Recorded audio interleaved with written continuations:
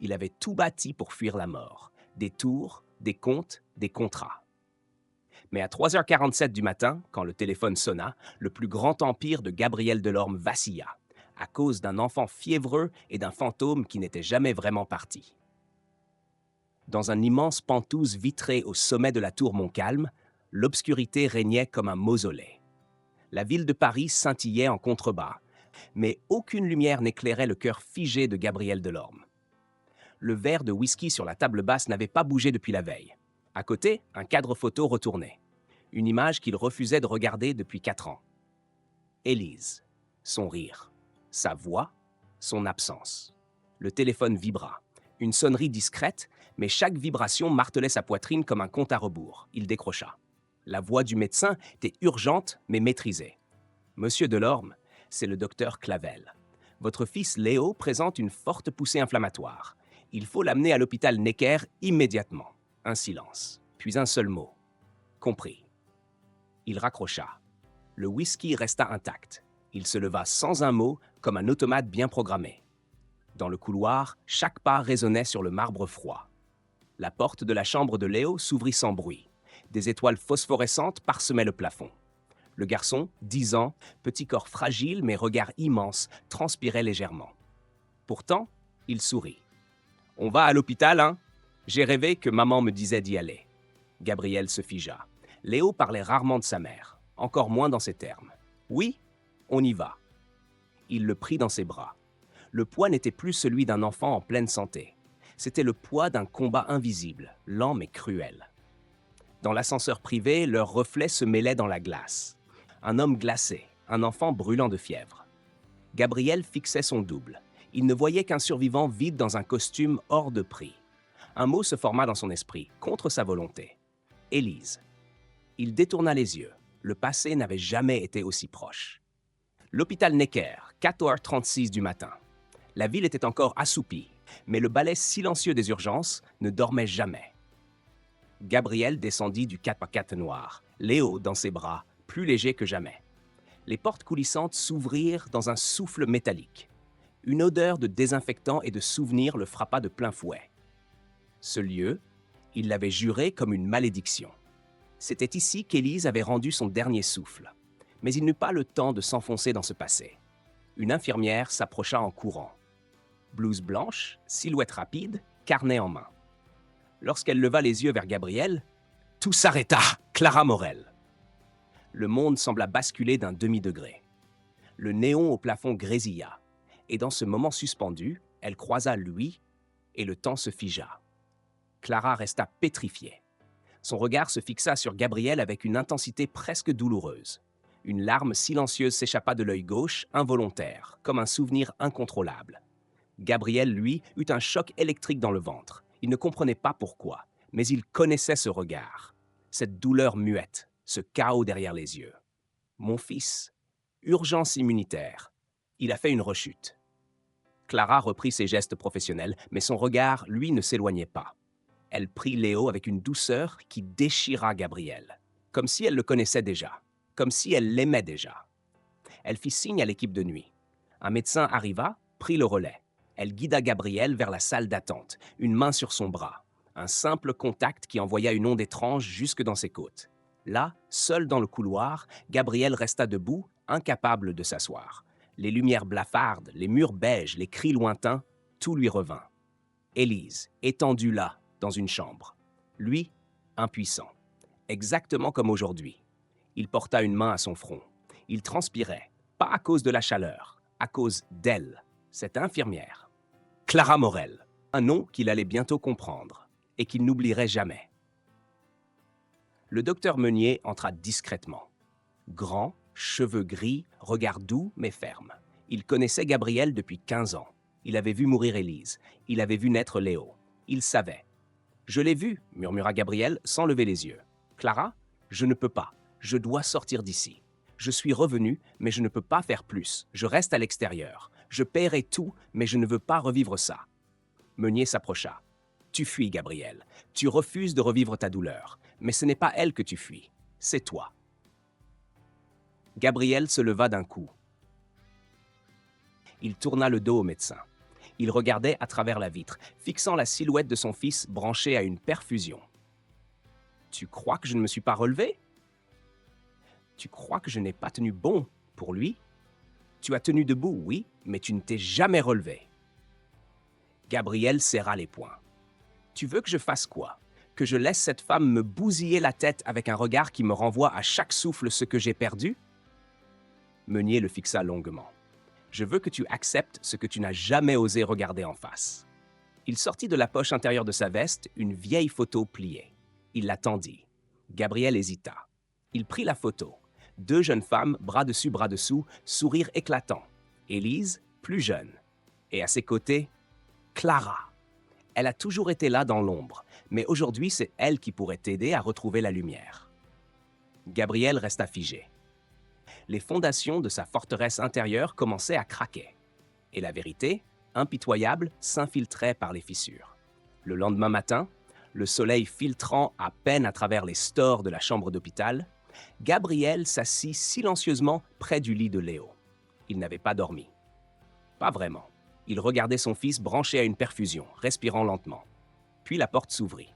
Clara entra avec un plateau. Pas pour Léo, pour Gabriel. « Il est stable, pour le moment », dit-elle doucement. Elle déposa le plateau et s'apprêta à sortir. Il l'arrêta d'une voix rauque. « Pourquoi? Pourquoi avez-vous eu cette réaction en me voyant hier soir ?» Elle s'immobilisa, soupira. « Parce que vous ressemblez trop à elle. » Gabriel se figea. « Ah? Élise ?» Elle hocha la tête et sortit. Gabriel resta seul un long moment, le plateau froid sur ses genoux. Il n'avait même pas faim. Il se leva, lentement, et sortit de la chambre, poussé par une force qu'il n'identifiait pas encore. Il retrouva Meunier dans le couloir. Les yeux du vieil homme étaient fatigués, mais brillants d'une détermination douce. « Tu veux comprendre? Très bien. Il faut que tu saches que Clara n'est pas une simple infirmière. Elle a grandi dans la même ville qu'Élise. Elles étaient demi-sœurs. » Un vide se creusa dans la poitrine de Gabriel. « Pourquoi je l'apprends seulement maintenant? » Parce que ta femme l'a su trop tard. Leur père, un salaud. Deux mères, deux destins séparés. Élise l'a découvert peu avant sa mort. Elle voulait en parler. Mais la maladie a été plus rapide que ses confidences. Elle est venue à Paris peu après la mort d'Élise. Pas pour toi, pour Léo, pour respecter une promesse silencieuse. Meunier s'approcha, plus près. Elle n'est pas là par hasard. Elle a veillé sur lui comme une ombre bienveillante. C'est son sang, son neveu. Et toi, tu es son seul lien restant avec la mémoire d'Élise. Gabriel sentit un poids énorme tomber de ses épaules pour révéler un vide encore plus grand en dessous. Il comprit. Ce n'était pas de la haine, ni même de la peur qu'il ressentait face à Clara. C'était de la reconnaissance qu'il refusait d'accepter. C'était un fil invisible qui l'appelait à guérir. Gabriel frappa à la porte de la salle de repos. Clara était là, seule, yeux rouges, tenue froissée. Il s'approcha. « Tu n'avais pas à me cacher tout ça. » Elle releva les yeux. « Et toi, tu n'avais pas à t'enfermer dans ta douleur. Tu crois que tu es le seul à avoir souffert? » Silence, puis elle ajouta.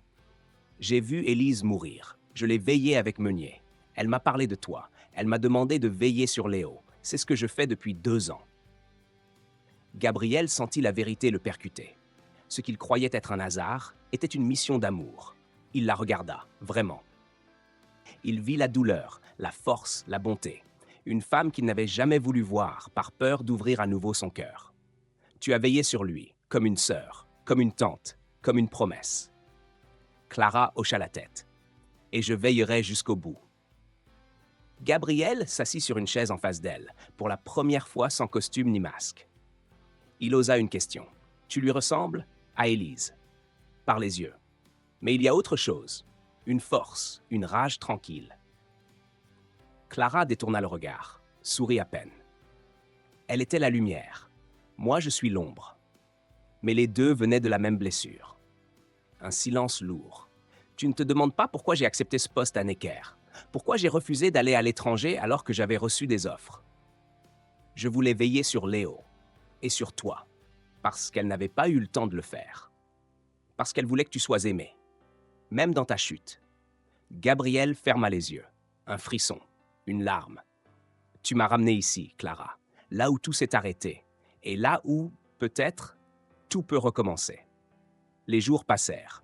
Léo se stabilisait. Gabriel venait chaque matin, s'asseyait avec lui, racontait enfin des histoires. Il parlait. Il écoutait. Clara, elle, devenait un pilier invisible. Léo s'attachait à elle. Une chaleur s'était installée dans la chambre. L'amour, fragile mais sincère, reprenait sa place. Mais une nouvelle frappa. Léo avait besoin d'un traitement expérimental, risqué, coûteux, non validé en France. Gabriel devait choisir, tenter le tout pour le tout ou attendre une solution plus lente, incertaine. Il consulta Clara. Elle fut honnête.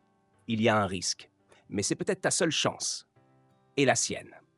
C'était l'épreuve ultime, la peur du père contre l'instinct du héros. Il regarda Léo dormir. Et il choisit. On le fait, ensemble. Clara ferma les yeux. Une larme discrète tomba sur sa joue. Tu fais le bon choix, pas parce qu'il est sûr, mais parce qu'il est vivant. Ils signèrent les autorisations.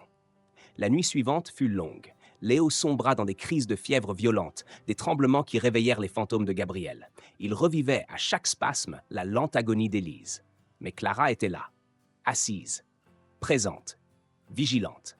Un soir, Gabriel craqua. Dans le couloir, seul, il frappa du poing contre un mur carrelé. Clara le rejoignit. Il se retourna, le regard tremblant. Et s'il meurt? Et si je dois l'enterrer, lui aussi? Clara le regarda, pleine de dignité. Alors il mourra en sachant qu'il était aimé, que tu étais là, et que tu n'as pas fui. Gabriel la serra dans ses bras. Un long moment. Pas un geste d'amour romantique, un geste de survie. Le traitement fut lancé. Une semaine de fièvre, de doute, d'angoisse. Gabriel ne quitta pas l'hôpital, ni Clara. Et puis un matin, Léo ouvrit les yeux. Un vrai sourire sur son visage. J'ai rêvé de maman. Elle disait que j'avais 2 anges maintenant. Gabriel serra son fils dans ses bras. Les larmes coulèrent. Pas de douleur cette fois. Des larmes d'acceptation, de vie. Il se tourna vers Clara. Elle souriait en silence. Il s'avança et la prit dans ses bras. Longtemps. Léo, encore faible, leva les yeux vers eux. « Papa, est-ce qu'on va pouvoir rentrer bientôt? Et est-ce que Clara peut venir avec nous ?» Gabriel resta figé. Clara rougit légèrement. « On verra, mon grand, » répondit-elle doucement. Plus tard, assis près de la fenêtre, Gabriel observa la lumière du matin s'étendre sur la façade de l'hôpital. Il pensa à tout ce qu'il avait fui. L'amour, la vérité, l'humilité de ne pas pouvoir tout contrôler. Il regarda Clara, assise à côté de Léo, qui lui lisait une histoire. C'était ça, l'apothéose. Pas un triomphe, mais une réconciliation. Une renaissance intérieure, silencieuse, mais réelle. Un mois plus tard, Gabriel tenait Léo par la main, quittant l'hôpital. Il n'était plus l'homme froid du début. Il était un père, un homme, un cœur ranimé. Clara les accompagnait, discrète mais présente. Léo demanda « On va où, papa ?» Gabriel sourit. « Chez nous, tous les trois. » La caméra s'éloigne. Paris derrière eux. Une nouvelle vie devant. Le Penthouse n'avait pas changé. Mais dès qu'ils entrèrent, Gabriel fit quelque chose qu'il n'avait jamais fait depuis 4 ans. Il retourna le cadre photo posé à l'envers sur la table, le visage d'Élise, et derrière une inscription qu'il n'avait jamais remarquée, écrite à la main par elle. « Aime encore, aime toujours, même sans moi. » Clara posa sa main sur son épaule. Elle savait déjà. Elle t'aimait pour ça. Gabriel ferma les yeux. Il ne fuirait plus jamais. La douleur nous apprend ce que l'amour vaut vraiment. On ne guérit pas du manque, mais on apprend à vivre avec lui. Et parfois, ce sont les cicatrices qui nous montrent le chemin du retour.